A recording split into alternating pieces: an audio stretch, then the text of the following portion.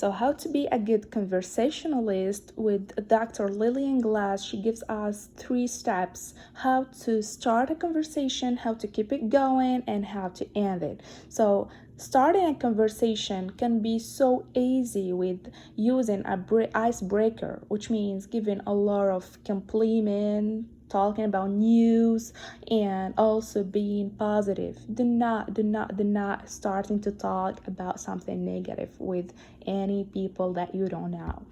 And how to keep it going, it's something seems like hard, but it's too easy to use with like tips she gives us about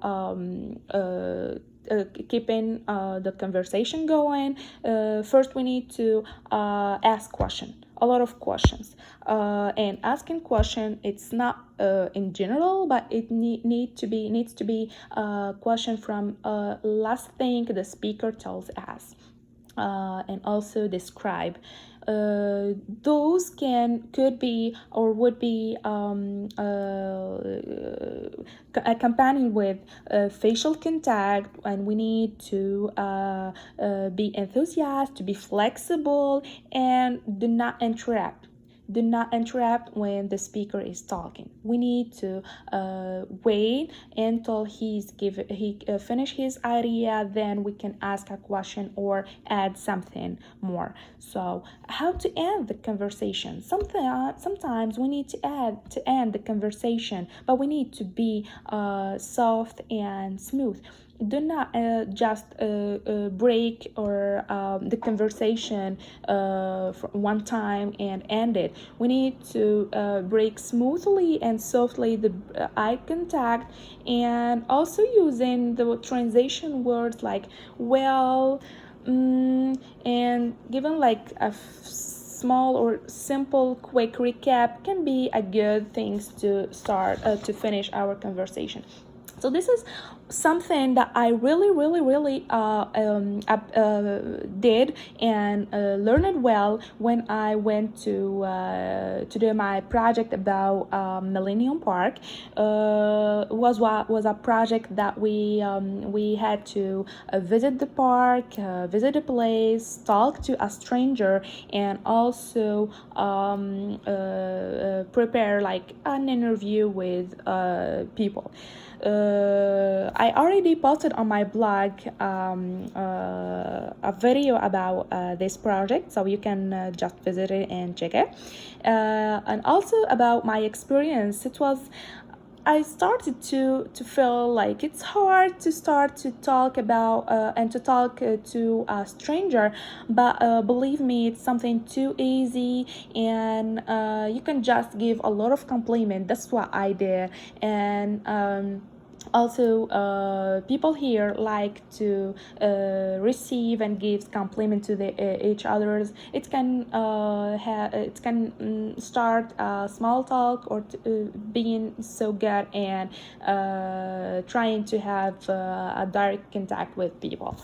And also for me, and I recommend for you to learn more about hearing and listening. So they are not the same thing. Hearing, it's a process of receiving sound without being able to respond or to decode this reception. And like listening, which is an act of recognizing, and it's like you need to learn some skills and you need to be active. So there are too many things which are so different, and what we learned in class. So for the listening skills or the listening process, you need or it's better to have a note taken. That's what Gita gives us about note taking method. And when we practice the cornell note method, the slides, the write on the slides, and it was so useful. when also take note about an audio listening class about the contact of the culture, sorry, of eye contact, which gives us an idea about so many cultures. They have a lot of different eye contact act. Some of them has an essential eye contact when the speaker and the listener should have a direct eye contact, and if it's not the case, you can be judged like a rude person, not interested, etc. Other culture have a rude eye contact, which means like when especially in the Muslims culture, not all but some of them, they have a conversation. When they have a conversation between female and male, it's like a rude to see eye to eye and face to face each other. They can just listen with zero eye contact. Also, other culture, they are mixed or a variable, like between the two, like US, for example. You can occasionally have an eye contact, or you can constant eye contact. For example, I experienced this when I'm on Uber. The person can talk to me or start to talk to me with a small talk. We had a small conversation, but of course he's driving, so he cannot have an eye contact or direct eye contact with me, but he take it occasionally, that maintain, or other ways he can, or in other way he can say to me, I'm listening to you, I keep listening to you. And also, it was so interesting to do this for our Pichacucha presentation and neighborhood presentation. Which Pichacucha presentation, it was my first experience, and it was very, very, very informative. I really like it, and maybe I will use it for my so many presentation in the future. It's a presentation when you have limited time on your slide, and you can give a lot of information in a specific time. Also, it keep your audience looking at you, interested, and not boring. Not boring conversation. Or presentation.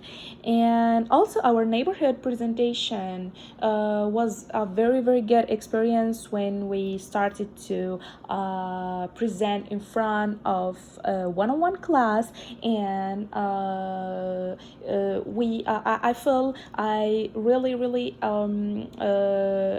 improved all the skills we learned in class, and what gives us like frames in this conversation. Especially it was in front of new people we didn't know, and it was a good experience that I hope to do. Also, we did something very, very, very good and informative. Before I say this presentation, we practiced vocal warm exercise, which was TED Talk for Julian Treasure too, and he gives us like so many exercise to warm up our lips before starting to talk in front of people. And it's something so helpful, so useful, that can give you like a confidence in yourself and confidence in what you are talking about or presenting to the others. So I'll be back just quickly about my experience or our experience of taking note for one-on-one presentations class about their opinion presentation for their neighborhood.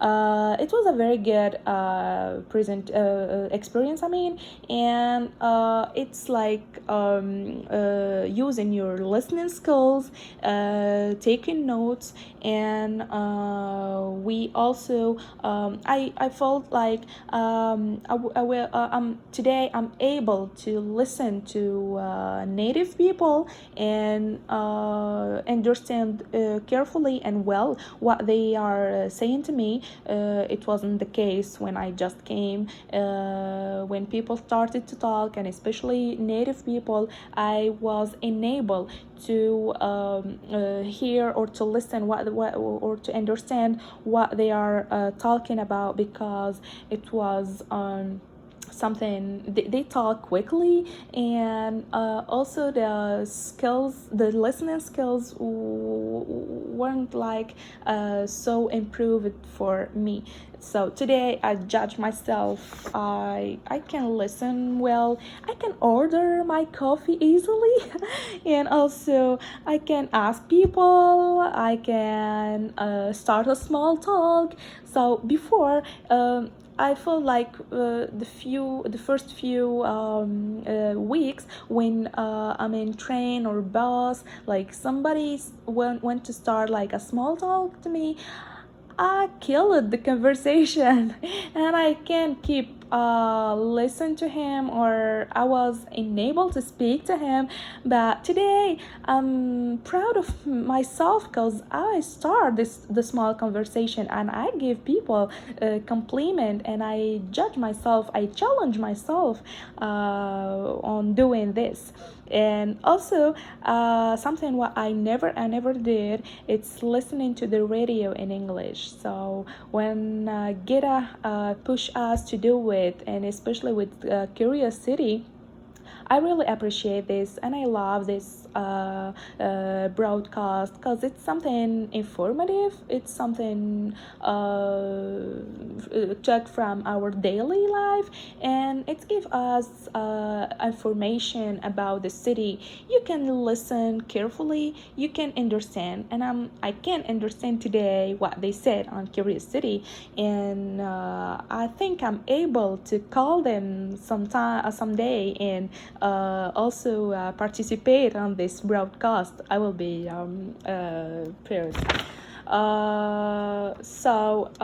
I mean, I recommend for your if you or of each one of you who is listening to me or to this audio now, if you feel like you have a weaknesses on your speaking or listening method or skills, you take just a class of speech class.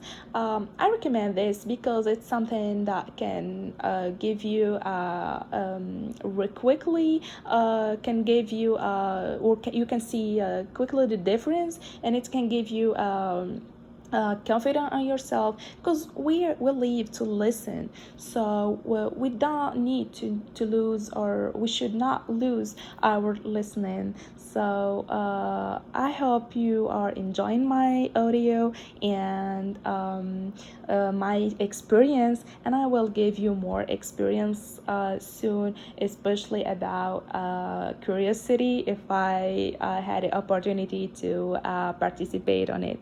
Have a good day, everyone.